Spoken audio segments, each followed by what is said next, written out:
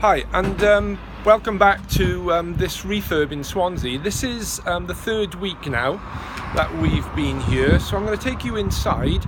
As I did before, I'm going to turn the camera around. So what we've done is, let me turn this around and you can see. So we've got some scaffolding up here because we're going to be doing some external insulation to the wall on this side.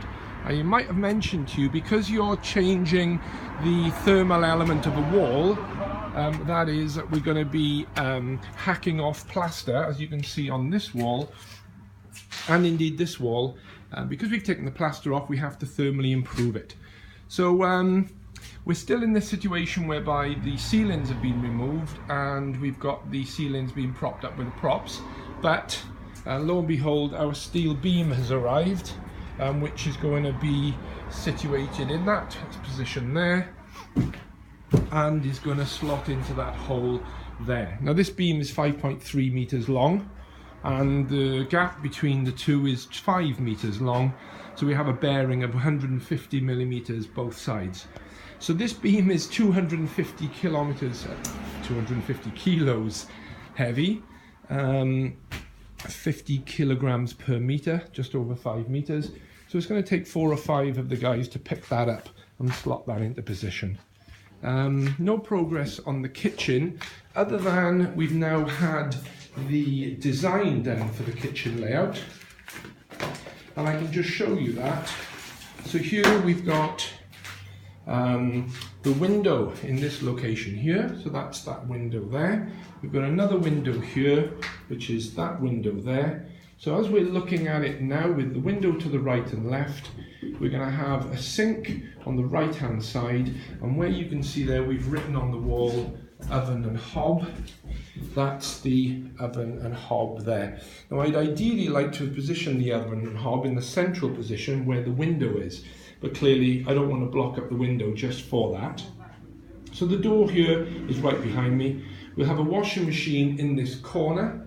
As you can see, there's a window, washing machine there, and that soil pipe in the corner. That'll all get boxed in. So that's all ready to go. When we first fixed the electric, what we call first fixing, is the cables are all in position, ready for our new kitchen units.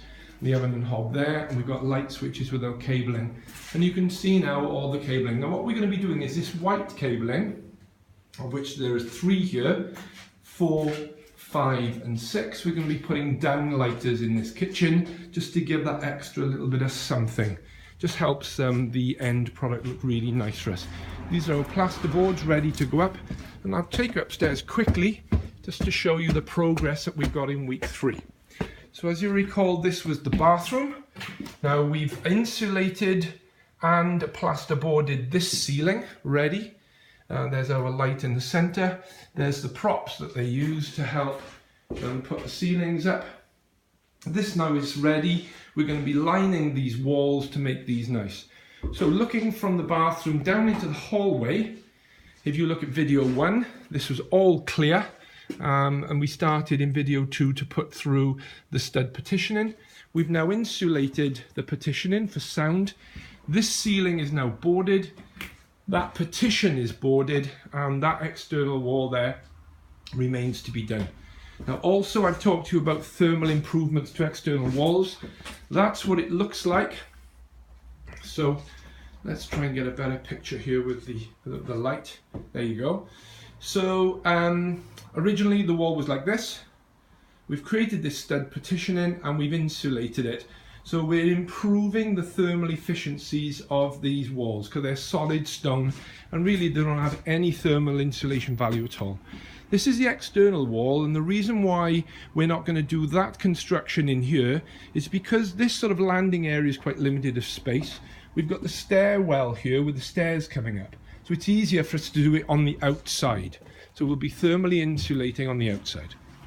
You'll recall this room to our left was bedroom 2.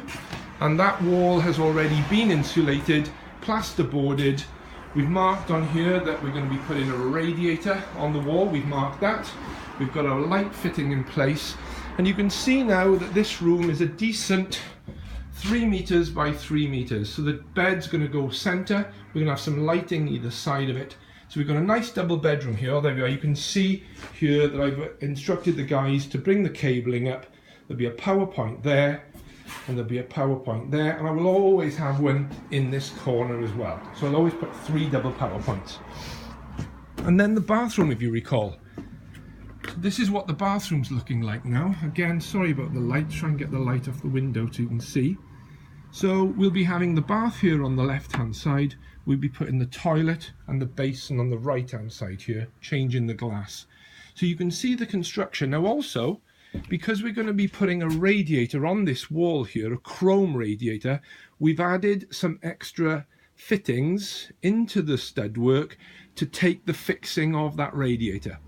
So we know that we're going to have the radiator there, so we need something to fix it onto, and clearly once this is boarded we won't know where all these studs are necessarily. So by putting these in these particular positions, we know that we're going to have a fixing left and right for the chrome radiator. And that's our existing party wall. And then we got the landing here, and as you can see it's changed quite a lot in 3 weeks. So I'll be going on holiday now for a couple of weeks, and when I come back I'm sure that the next video you'll see is going to be substantially different than this. Okay, hope that was useful again, and catch you next time.